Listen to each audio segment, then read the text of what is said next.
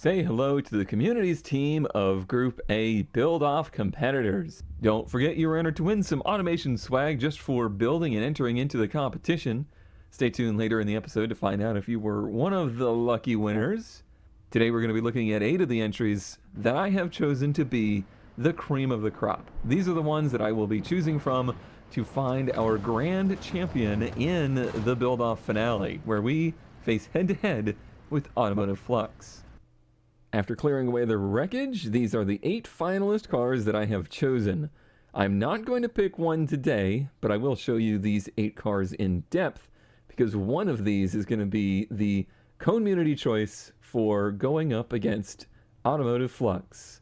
First up here is Apex, and then we've got J-Rat, followed by Tank, Arambos, Quay, NetBlitzer, Flamers, and Pandy.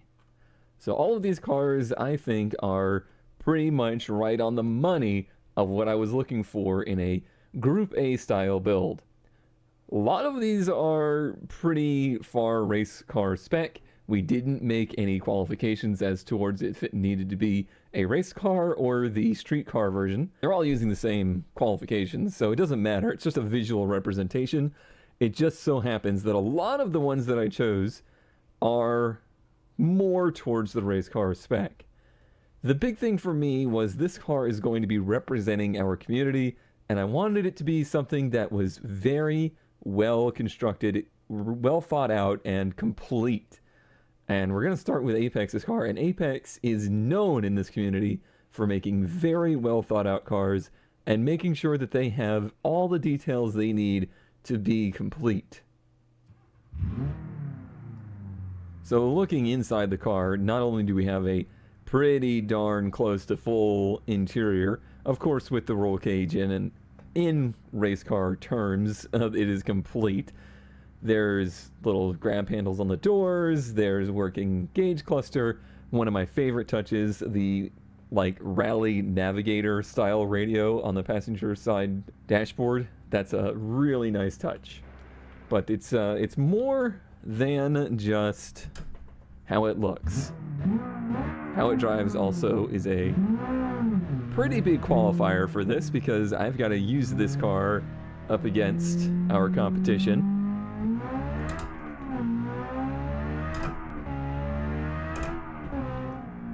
The powertrain on this one being naturally aspirated means that you've got a nice, I would say, smooth power transition from the mid-range to the top end, versus some of the turbo cars of this era can still be a little peaky.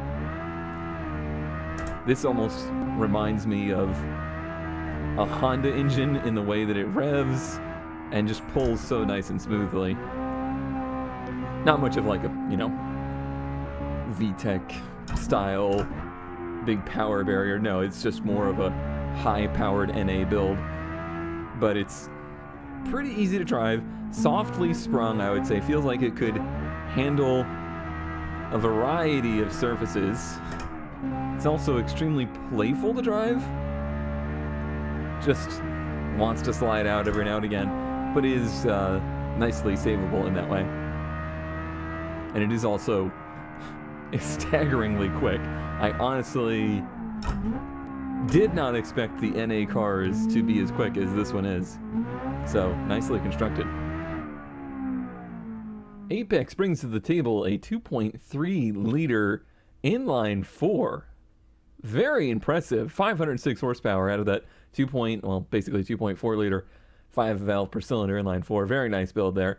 And using the Max 255 tire front and back, this thing is every bit the performance car that the Group A cars could be, if not more so. Alright. Well, let's put this one to bed for now and hop into the next car. Who's it gonna be? Looks like the next one up is going to actually be a Rambos. Just happens to be the next one that it cycled to, and this one, I'm a little bit torn on this stuff, because some of these cars, are unique constructions, and some of them are what you would call an homage or even replica to a real car of the era. This, of course, looking like a first-gen RX-7, but it is also very, very nicely done with some great detailing. Look inside here, we've got all the race car stuff you would need, even a spare tire. Definitely looking pretty rally-inspired, not as much race-inspired, but I think that still works just fine. This car does not have a rotary engine because, of course, automation does not have rotaries, but Ramos tried to go for something that was rotary-like. So we got turbo, we've got lots of revs. Honestly, I think the turbo was a interesting choice, and one of the only things that I remember not particularly loving about the car when we did the first test drives was the way the power delivery comes on. You can see we've got no TC or anything on, and just look at the way it kind of surges. Certainly a very, very different experience from the last car we were just in.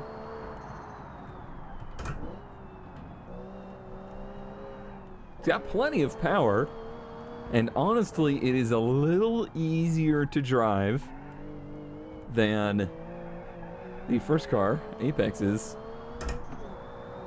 But the way it kind of surges on the power, it's just a little awkward, and it can get you in trouble because you get unpredictable power delivery.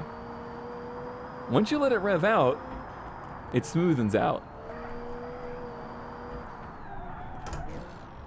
It's actually got a little too much brake on it, meaning that you get into the ABS quicker than you'd probably want to. But the handling is really nice.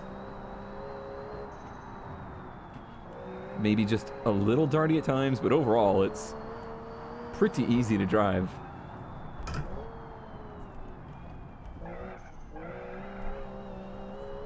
Pulls out of the turn is really nice, just doesn't put up too much of a fight there.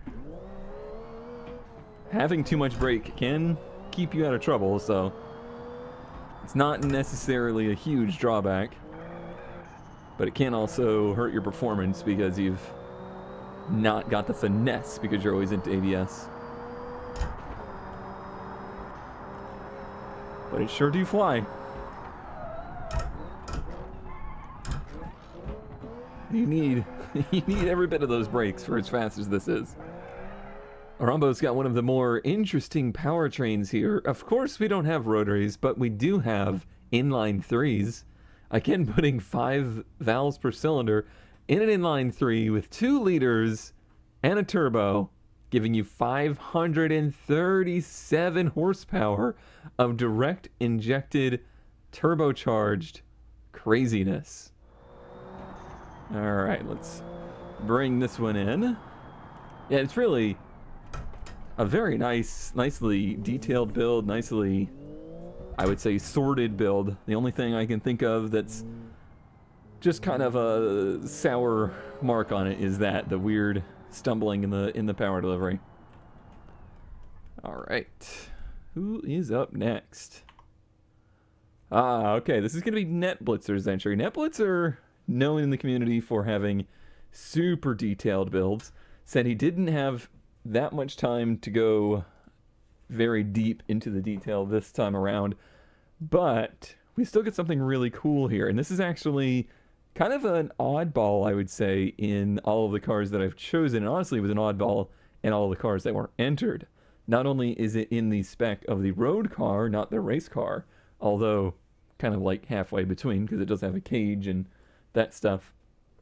It's also very modern. I would say almost staggeringly too modern in appearance and in its exoticness.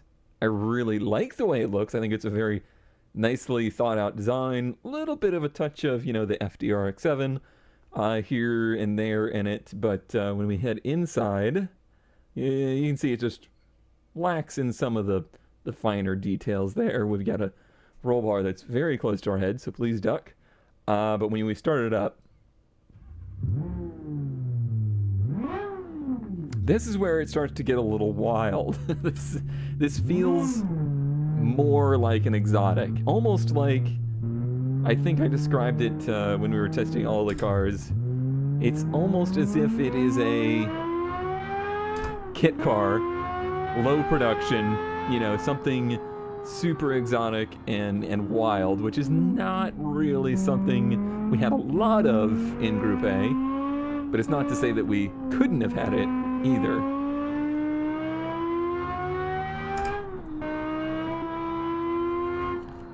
I would expect something from Net to drive really well, and it does. It is very glued.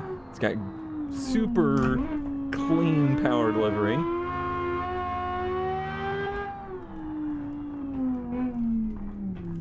But it is also wild. It's also on just the extreme ends of performance. Let's see what kind of speed we just gather here.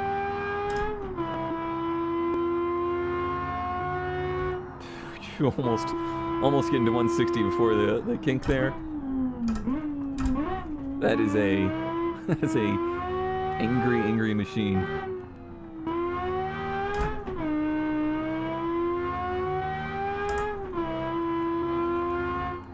The only time it really tries to bite you occasionally is on the brakes.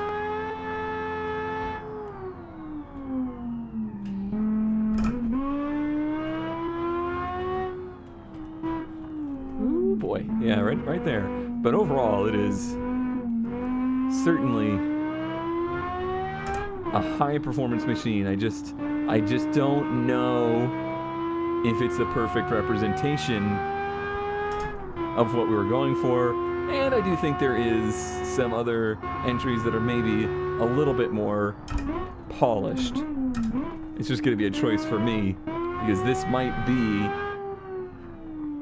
I would say almost undoubtedly actually, the fastest car that was entered. But more than that matters to me here. Netblitzer here with the inline 5 2.5 liter, 576 horsepower. Wowzas. Wait a second. 2.5 liter turbocharged. I do believe the rule stated there was a 2 liter capacity maximum on forced induction engines. So it's no wonder Net's making so much power. 576 horsepower isn't horribly out of line, but I do believe if this was a 2 liter engine, we'd be under 500, and this car actually may have done better with that. It is almost overpowered, and I do feel like it wouldn't have had less of that exotic feel if it was a little less powerful. So I do believe we have found the reason there. Netblitzer, I never would have guessed. You would be the one to try to slip by with some cheat sheets. Safely bringing it back. This is definitely a car that you may not always safely bring back. It is a dangerous machine. Okay, next up, we are going to have Tank's entry here. Now, this one, way more on the side of what I would say a realistic styled Group A car, and it is a unique build. Sure, you can say that it borrows some styling from this or that. I certainly see a little Capri in there, or, you know, Fox body, but overall, it's nicely done, unique design, and that scores big points for me. Inside, we've got a pretty good interior. We got a big headrest seat in here. Unfortunately, we can't move around too much to look, but it is nicely complete and era-ish correct, if maybe a little too safe. Let's start her up. Very nice engine note on this one. Again, on the exotic side. So that's maybe mildly questionable, but it's not something that I'm gonna completely hold against it. These have been sitting here a while, so we got cold brakes. But yeah, I wasn't sure if we were going to get a lot of NA entries, and I'm glad that we did. Turbos are cool, but there is something to be said about this.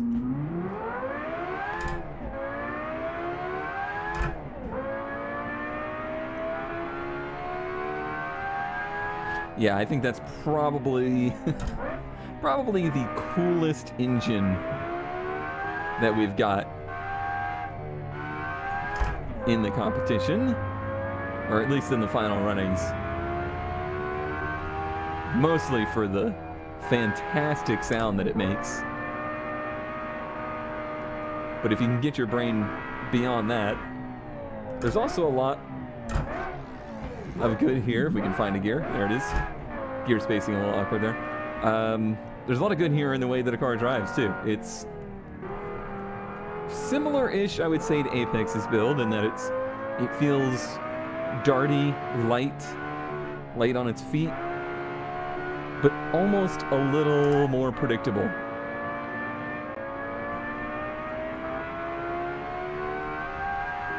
But it's actually, for as crazy as it sounds, pretty pleasant to drive. It's one of the more planted and easy to navigate cars as we go sliding off because, again, I couldn't get it into gear. I'd say that's probably one of the only things I could say that I don't love about it is the gear spacing. Don't forget, you automation builders, you can actually do custom gear sets now. Automation doesn't always throw the best spacing at an engine with a big, wide power band. I think overall I just need to shift less. Tank bringing in the 3-liter dual overhead cam V10 to the field, producing 402 naturally aspirated powers of horses to the ground through an all-wheel drive palatial system. Very unique drivetrain here, and putting that power to the ground through a 205mm tire, front and rear. Sometimes more tire is not more better, and it's all about the balance. So other than some minor issues with the gearbox and the spacing on that stuff, it's a pretty solid entry. I would say one of my favorite driving, and definitely my favorite to listen to.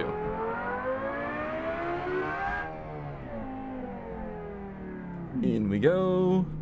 Excellent parallel parking. Thank you, thank you. Next we move on to Quay, who is known in our community for making the, let's say, meme builds. I don't mean that in a bad way. They're usually hilarious. Quay seems to have been kind of going for that and accidentally ended up with something that is super good. The color scheme is really late 80s and early 90s. The looks are super good for late 80s. I super dig all the details that make it look kind of road rally spec, but it could be anywhere in the middle. It's got a fully fledged interior. It's got details all over the place, carrying its color theme all over the place. It's just a really nicely made car. There is, however, one little problem. Quay decided to go for the meme engine, the V16. And not just a V16, a V16 turbo. Which would be fine and dandy if Beam could handle the V16 noises from automation cars, which it really can't.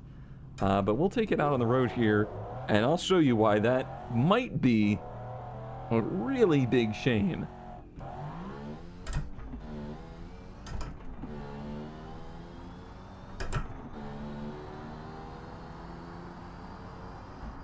So yeah, it does some serious weirdness there.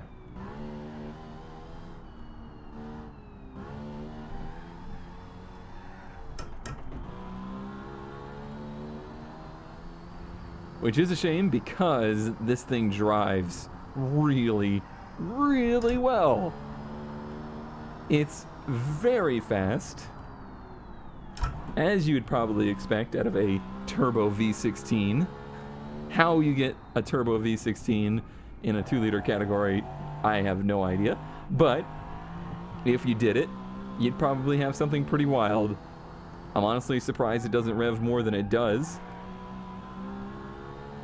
Got a little bit understeer there, but nothing too major. And it's not like it's unbelievably fast. It's not the fastest car that we have in this set by any stretch of the imagination. But it's got a perfect balance, I think, of speed and grip. It feels like the right amount of power for the tires, for the weight, and it's just an absolute pleasure to drive. Honestly, I would say it's got to be pretty close to my favorite driving car that was entered. And I know Quay did not expect that to happen. But you put the engine from the last car in this car, and that would be a pretty magical combo. Maybe it would ruin it, maybe that would take away the magic, I don't know, but I just wish it didn't sound like a robot. Quay bringing in the front transverse all-wheel drive on demand. Quay bringing in the front transverse entry here with a 6-speed manual and a 2-liter dual overhead cam, 5-valve per cylinder, 90-degree V16, putting 419.8, almost 420 horsepower to the ground on 255 tires, front and rear. What a wild, wild engine for a wild, wild build. We'll bring this robot back to the pits. If you listen to it at low RPMs, if it only revved to 7, or maybe 8, it could be a decent sounding car. Alright. Shut you off and get into another one of these ones that's got me feeling a little, I don't know, perplexed. This is Flamer's entry. Flamers drives one of these cars and made one of these cars in Group A spec. So obviously there never was a Stag, Group A car, so it's in that unique. But it is also just a quote unquote just a replica of a real life car. So is it that unique? There is one other thing that's kind of got me feeling a little iffy about it, and that is the ride height. This thing is slammed. It is on the ground. But other than that, it's super well thought out. Got all the right details. It's got all the right stuff. You're also slammed in the driver's seat in this one. So I hope you want a good view of that gauge cluster. Of course, we've got a RB under the hood. Powered by RBs. It is very loud, and it is very fast.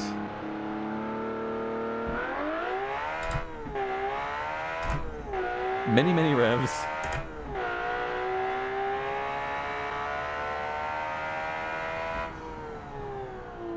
You would not assume that you're driving a wagon, that's for sure. I mean, how cool would it be, though? It'd be pretty neat. Anytime there was wagons in racing, it got people excited. Because it's so unexpected.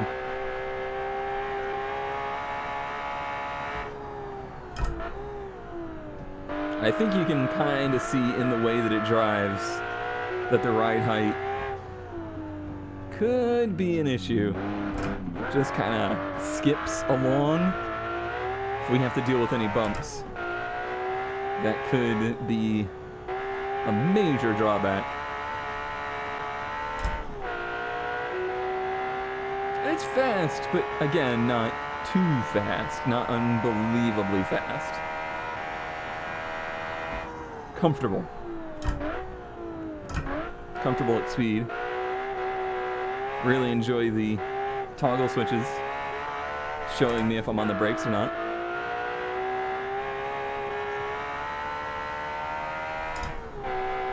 Again, just a really nicely planted car. Certainly a well thought out build.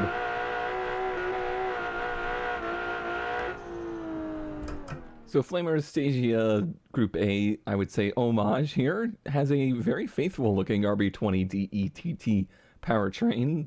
Obviously going for the RB20 because of the 2-liter restriction. And it ends up, I think, being a really good combo for this with only, quote-unquote, only 374 horsepower. And doing it in a pretty safe, I would say, power graph. It's actually a pretty nice driving car.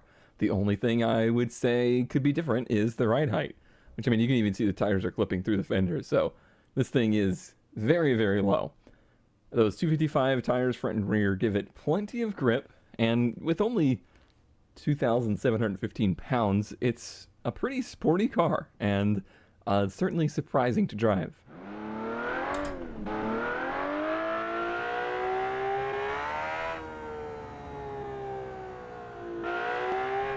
So I'll have some thinking to do on this.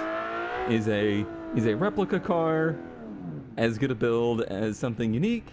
I don't know. I gotta figure that out.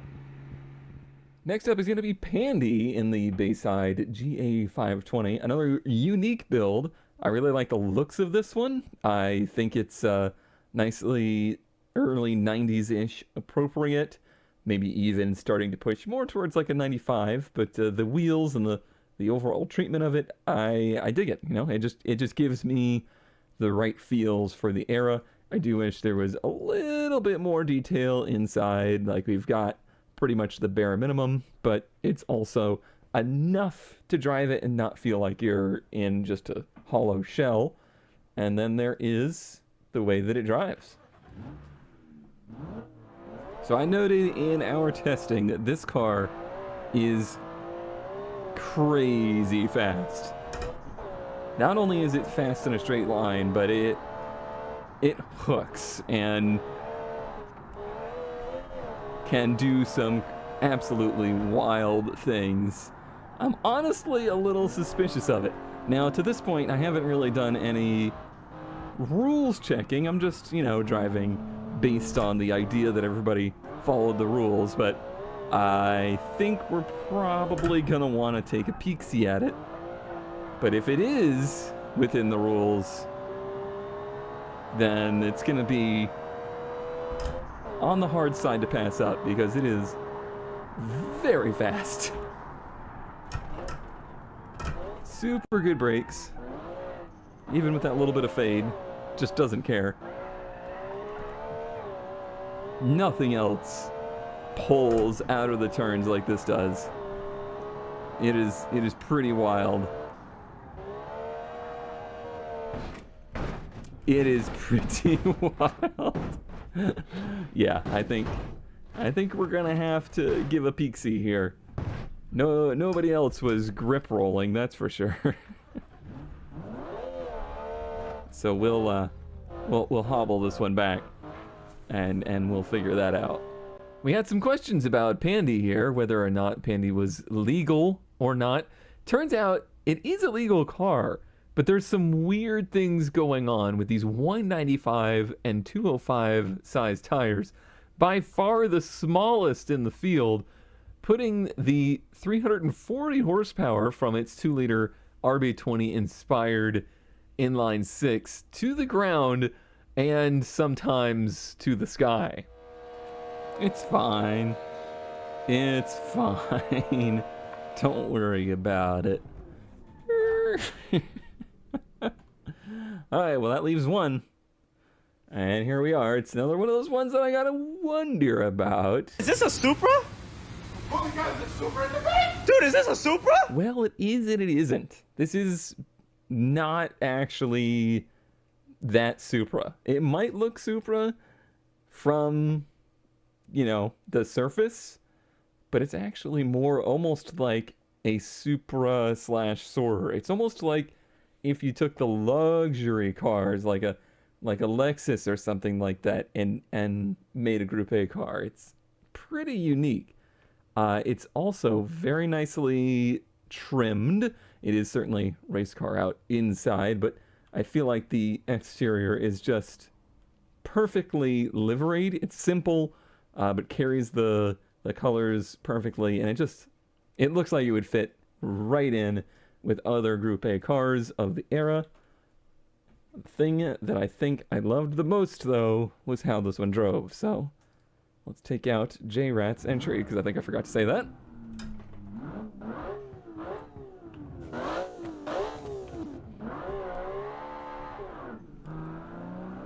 Memory serves me right, this is also one of the only rear-wheel drive entries. There was a few, but this one makes it through to my final selections, which I think is super impressive. Will that be a problem for it? None of the other cars were getting sideways, that's for sure. It's possible, but just because it gets sideways doesn't mean that it's not a good car, because it actually drives really nice. I did my initial testing on more of just an open road section, and that's where I really appreciated it. In the hairpins, being able to rotate it around, being able to kind of modulate the throttle to get it to steer. It's not something you get with an all-wheel drive car. But actually here on the road course, it's a little bit hairier. Still very impressive speed. Super good brakes.